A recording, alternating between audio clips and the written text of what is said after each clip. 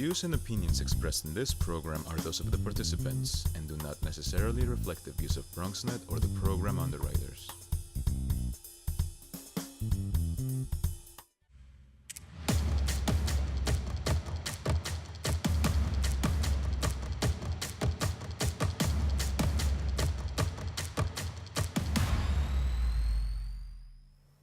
We are back for an A10 tournament preview edition of the Ram with Coach Gaitley. And Dom, a lot has changed since we last spoke. Yeah, man, they haven't lost since January 27th against Davidson. 9 wins in a row.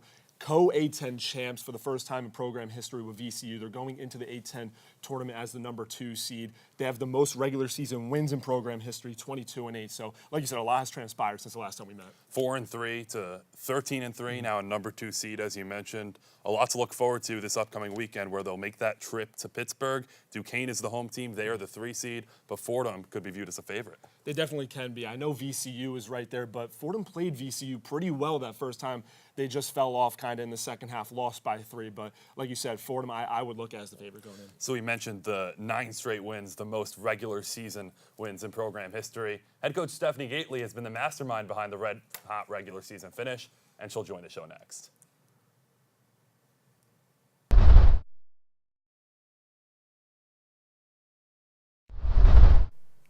Emmanuel Berbari, Dominic Capone. Now we're joined by Fordham women's basketball head coach Stephanie Gaitley. Coach. Hey, guys. Exciting time. Thanks for joining us. Best time of the year. Best time. This has been too long. It has been, but I get to see your cute little faces every time we're on the road, so it's awesome. Nice, nice. And we were joking before the show because I remember the beginning of the season where we kept saying, lost 3 of 4. I know. This, that. You keep joking around. You'd always mock us for it. And I wanted to slap you, but I didn't. Yeah. I didn't. It all turned out for the best. 9 straight wins, 13-3. What do you think changed from that point to where your team is now? You know, I've coached a lot of teams, and I think when we hit that wall, so to speak, I think the kids really took that hard. I mean, like, especially the way we lost. I mean, against Davidson and VCU, both games we had double digits leads and weren't able to hold on to it. So I felt the kids were holding on a little bit too tight. But the beauty of this team, and I've said it all along, is the chemistry in that there was nobody pointing any fingers. You know, it starts with me in the locker room. My first thing I say is, I got to see what I can do differently. And we all kind of look in the mirror and see what we can do differently. And so I think we took that personally, and we just went to work at practice, and just little things became big things, and ended up putting a nice streak together. Were you worried at any point during that stretch that it wasn't going to turn around? I was just concerned about protecting home court because we're usually very good at that, and that was so uncharacteristic of us. But I mean, you look at it on the road. Our only road loss in conference was to Dayton, so we became a really good road team. Take us back to that LaSalle game. You had lost the 3 of 4. You're entering that game. You're trying to flip the script a little bit. What was the message to the team at that point in the season? You know, it's always hard to go into a game where you're predicted to win. I always have loved the role of the underdog, but Bree had the flu that day. We weren't even sure she was going to go. She really didn't play like herself, and they're the games that, as a coach, probably I would get the most nervous with, just because they're the games you're supposed to win, and we built a big lead, and then all of a sudden, again, all those little ghosts came back, and they tied it up, and here we were, fighting for our life on the road against LaSalle. But again, different kids stepped up. That's the beauty of this team. I mean, even if you look at our last regular season game where we clinched the title at St. Joe's, Mary and Bree had big offensive days, but nobody else did. And we were able to win in spite of that. But that goes back to what's been our bread and butter, which has been our defense. I actually want to take it back to the preseason. Jamaris Davis, A10 Defensive Player of the Year last year, double-double machine. Joanna Klug, 2 starters were out coming into this year. Were you worried where you were going to get that production from? It wasn't so much the offense, because I feel like we had a lot of pieces offensively. It was really both of them were very sound defensively. Mm-hmm. Both understood our team defense concepts. And at the beginning of the year, I got to be quite frank, in the first 8 to 10 games, it was one of the worst defensive teams I had. Just because, again, our younger kids really didn't understand our defensive principles. So it took us a while, and I go back to crediting the aggressive out-of-conference schedule to preparing us for the conference, schedule. And I think being able to kind of develop those, develop all those defensive schemes in the out-of-conference, I think really helped us. And speaking of the defense, this is one of the best defensive teams that you've had. I mean, scoring defense ranks 9th in the country at 54.6 points per game. What does that say about that development of the young players? it just says that they buy in, and it's a great group of kids. Like I've said all along, this has been, definitely since I've been at Fordham, the best chemistry I've had. And it's funny, when little kids come in and we bring all these little teams in before a game, I always ask them, define chemistry. If I say to you, we have the best chemistry, and it's interesting, one of the things that always comes up is friendships. And, I tell our team all the time, I've had all teams where you demand each other, respect each other, but you can't demand them to like each other, and this team does both. And that's probably a big piece of our success. You had a few blips there in conference play that we've alluded to, but really you finished conference play really strong, and the defense started to come around well before that. Do you think that Holiday Classic and that title win maybe played a factor into the strong conference play? I think all those little pieces, because I think that definitely springboarded us into that GW game. Obviously, GW, we started off hot offensively, but we were really sound defensively against GW. And like I said, even when you look at that VCU game, it was 47-44, so it wasn't a case of our defense struggling. It was really a case of our offense struggling. So I really do think that tournament, beating Maine and beating Middle Tennessee was huge for us against two very good teams, and they were both having great seasons, and I think that really helped our confidence. Going into the Dayton game, you guys lost 72-50 earlier in January. You had a little extra of incentive. How much did that help trying to beat Dayton? Well, we first had to get over the preceding game before because I didn't want the kids looking ahead. And once we were able to put that behind us, we were able to focus. That was UMass, and UMass is always a tough team. But the Dayton game, we took personally the fact that they called us easy. They came out and said, the one of their players say it's just too easy, and I know I took that personally, and quite frankly, she was right. It was too easy. It was one of their best performances, one of our worst performances. But the beauty of it, we knew we could get them a second time.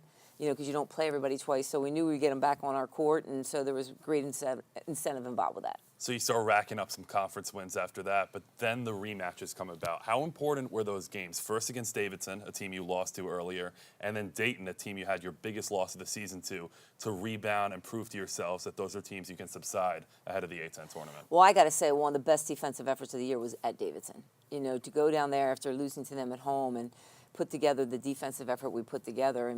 They put us on our heels the first quarter, and once we were able to kind of develop what the flow of the game was going to be, we had three really good quarters, and I think we saw that in Dayton as well. And it's funny, my nephew Jackie said against St. Joe's, he goes, "It's the best defense I've ever seen," because you think about 51-41. So it wasn't like we were lighting the world on fire. It's just really the second half defensively, we really, really stayed true to our standards. Again, 22-8. Overall record this year for the Fordham Rams. We'll catch up with Coach Gaitley in just a little bit, but when we come back, we head over to the lineup and a special edition with three seniors joining the show. This week, Lauren Holden, Mary Goulding, and Alexa Giuliano. Don't go anywhere.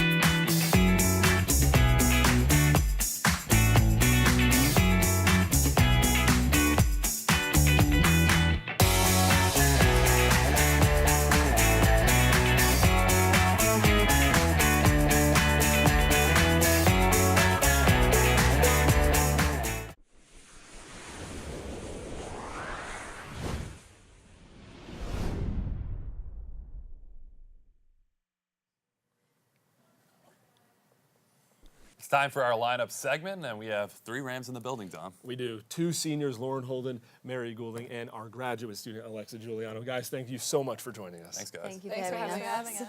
Now, I want to start with you, Mary. Your parents came to see you play for the first time right here at Fordham. How was that experience playing in front of them?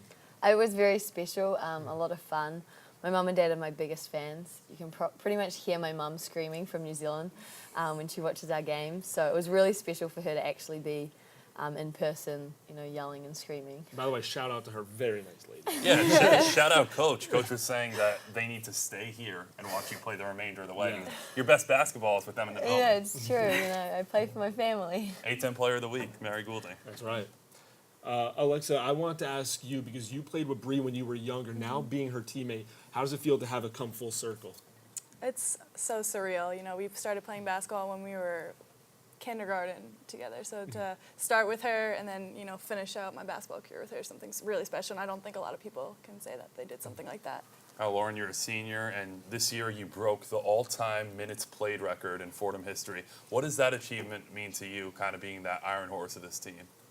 I mean, it's something that I couldn't have done without like my teammates, so, and you know, coaches too. So it's just like props to them, I guess. So like props to them too. So. And speaking of records, again, 1,000th career point for you and Bree. What does that speak of about the tandem that you guys have in the backcourt? I mean, it again, like I feel like that's things that, like those things aren't done without you know, the people that you like surround yourself with. So like our teammates and coaches, and we couldn't have done that without, you know, everyone else. So that's like a whole team effort too. Speaking of the team, you guys get the most regular season wins you ever have in program history with 13. For you, Mary, and you, Lauren, how special was it in your final season to achieve that ahead of tournament time? It's definitely something to remember and something that we're gonna cherish, but also at the same time, I think that, you know, we can celebrate like when it happened, but then at the same time, we have to get ready for our tournament, and the season's still not over, and there's a lot of unfinished business still. So. Mary, you probably echo that. Yeah, exactly. I think I'm very proud of the girls, proud of what we've accomplished, but it's not over yet, and there's still more in the tank. You know? What do you guys have to do to get the job done this year? I'd honestly just stay true to what we've been doing this whole year. Like, defense is our core. So, yeah, staying true to the Fordham principles, which is mainly defense and passion with a purpose.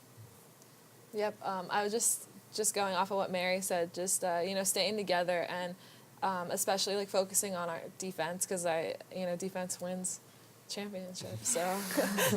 Alexa, question for you. You've been at Fordham this 1 year, but what has this program and Coach Gaitley been able to teach you in such a short amount of time?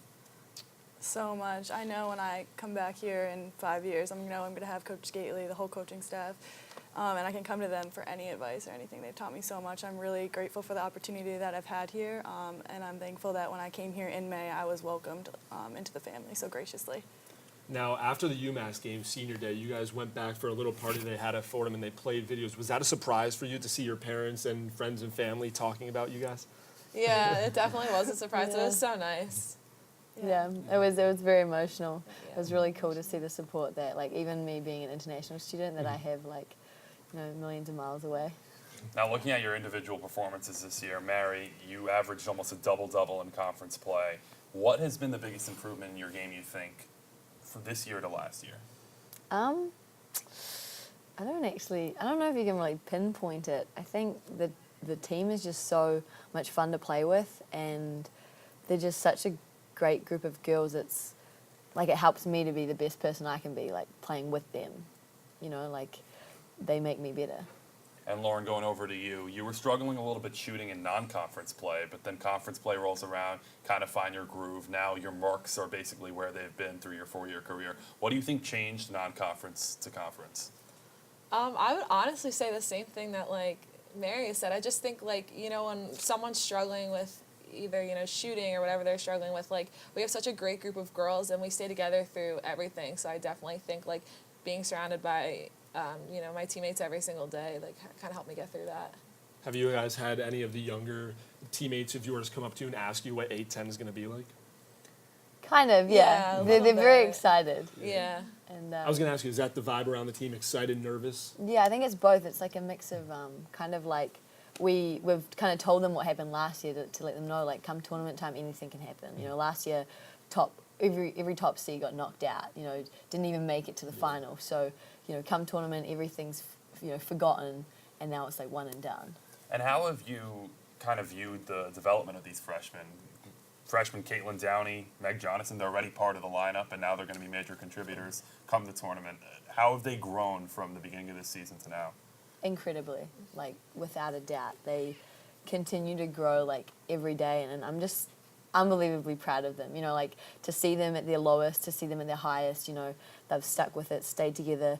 You'll never hear them ever being negative or, you know, like, they're very hard on themselves, but you'll never hear them, you know, blaming somebody else or anything like that. It's all very much like they'll take positive, you know, criticism or anything, take it to heart, and then go out the next day and put it in practice, put it in the game. From all of your experience, was there any advice you kind of passed on from the outset to help them deal with those struggles? Start with you, Alexa. I just tell them every day to not to be so hard on themselves, which I think they really do a good job of. But yeah, and then take it one day at a time, one practice at a time, stay together, and yeah, just not to be so hard on themselves because they are freshmen, they are learning, and each day they are growing and developing. Lauren. I would just say, like, I know something that, like, I've learned from being here is to not sweat the small stuff and not to let, like, the little things get to you and just, you know, come in every day and just work as hard as you can because you get to wake up and do what you love. Alexa, joining this team for your last season, what was the initial reaction when you found out that you were going to play for the Fordham Rams? I was so excited. I was nervous though because I am a graduate student coming for only 1 year. I didn't know how the team was going to take it, but I told us at senior night, all these girls are going to be at my wedding, so they're my best friends, and I'm so glad I got the opportunity to come here and finish out my last year at Fordham University. So. How exciting is it for you guys to have a shot to win the A-10 this year? Oh, it's awesome. Like, this is what we've been wanting from day one. You know, coach says, like, hey, we're going to make goals, and I think everyone on the whole team was like, we want a ring. You know, so now that it's got to tournament time, it's like we're going to work the hardest out of anyone in the A-10 for that. Like, we want it bad. We're ready. We're definitely ready. You heard it here first. Mark her words. We're ready. I'm scared now for everyone else. We're going to ask Coach if they're ready, and that's coming up next in our Looking Ahead segment. We built a media network for you. BronxNet TV. Come learn in your new state-of-the-art studios at Lehman College. At Mercy College. And coming soon to the South Bronx in the Hub. Inspire with your stories, culture, history. Your Bronx on BronxNet. Engage with us. Connect with us at your channels and at BronxNet.tv. Learn, engage, inspire. BronxNet TV. From the Bronx to the world. BronxNet.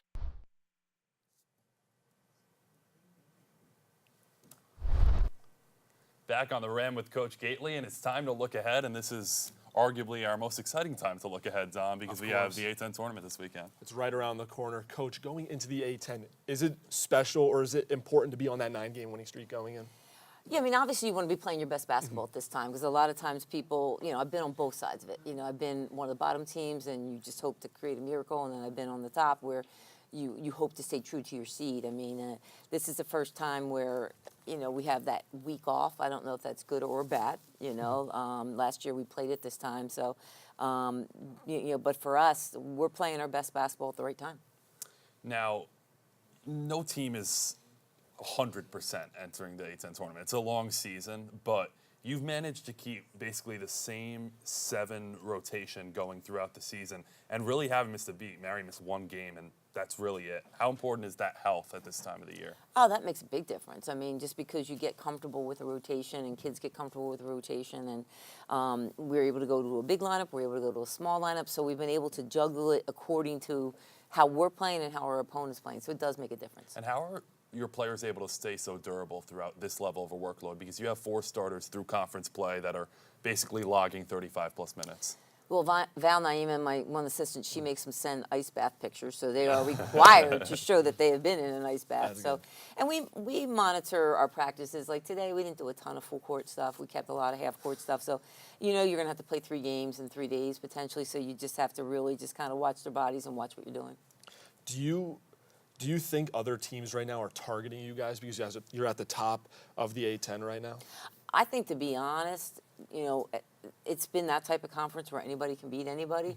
So I think everybody's a target. I mean, of course, when you're a higher seed, it always makes for a better story. But, at this point, it's a new season for everybody. So you're just, we worked hard to get the seed that we got. And so that's fine. That's great. But regardless of whether we play George Mason or UMass, either one's going to be a tough game. Both of them we beat, but both of them were at home. So, any way you look at it, it's a whole new season. Speaking of anybody beating anybody, you're going to get UMass or George Mason in the quarterfinals on Friday. And as we're recording, that game's actually going on. So we'll have more for you on that as it develops. But you get the side of the bracket that has them as the first matchup. Then you have Duquesne looming for a potential semifinal matchup.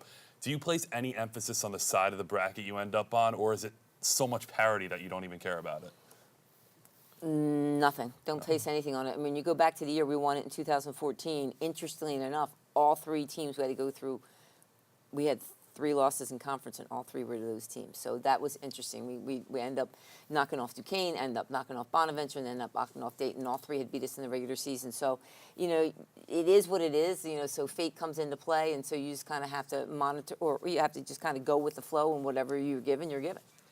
What's the vibe around the team right now? Because I know you don't want them too high nor too low.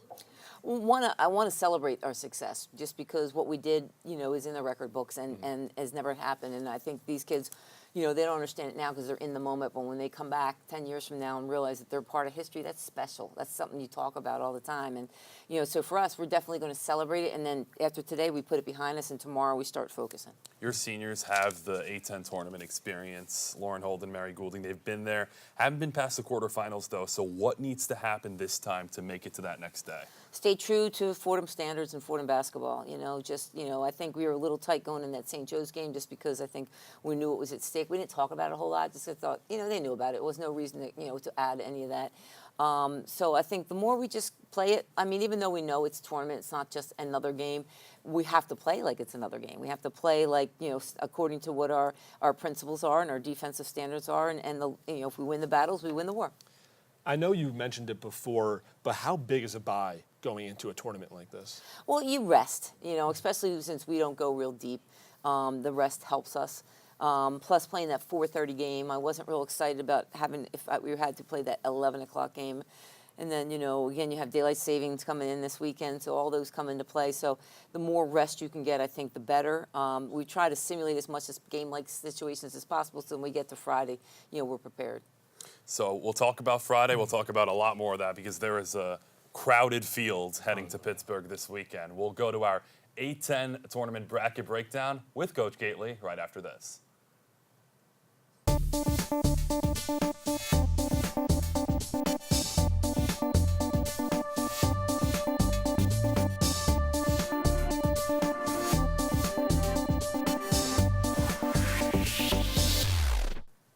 Back for our A10 tournament bracket breakdown, and we're joined and rejoined by Coach Gaitley. It's the third segment over there. It's great. We can't get rid of it right now. I love being with you guys, too. George Mason, UMass on Friday. You beat both of them by double digits during the season, but what makes them tough matchups come the tournament? George Mason, they have an outstanding player. They have, a potential player of the year candidate in their point guard. And with UMass, again, they're gaining confidence. They have a lot of great athletes. Both teams are very well coached. Both teams are solid defensively. So neither is an easy matchup. But, there's going to be no easy matchup if you want to get to the championship. Realistically, who do you see as your biggest threat?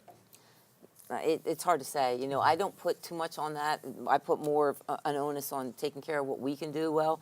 We've broken down tape on both. We'll be prepared for both. But, each of them present a threat in their own different way. More broadly, does Duquesne have an advantage heading in, being on their home floor? I would say they're playing well, too. So, 1, they're at home, and 2, they're playing well. But having been part of St. Joe's when we host it, we never won when we host it. So it's not easy, but it definitely gives you an advantage. Speaking of advantage, I know George Washington hasn't played the way they did last year, but winning that tournament last year, does that give them an advantage going in? Not really. Different team, different year. They know that, the one thing they can take from this is the fact that they've done it. So they know that they can come as a lower seed and creep up and creep into that potential championship game. So that experience helps. You shared the regular season crown with VCU, but they're the 1 seed, you're the 2 seed. Is there any difference? You both get a bye. You're both in the bracket. There's so much parity that almost anybody can beat anybody. So 1, 2 seed doesn't matter?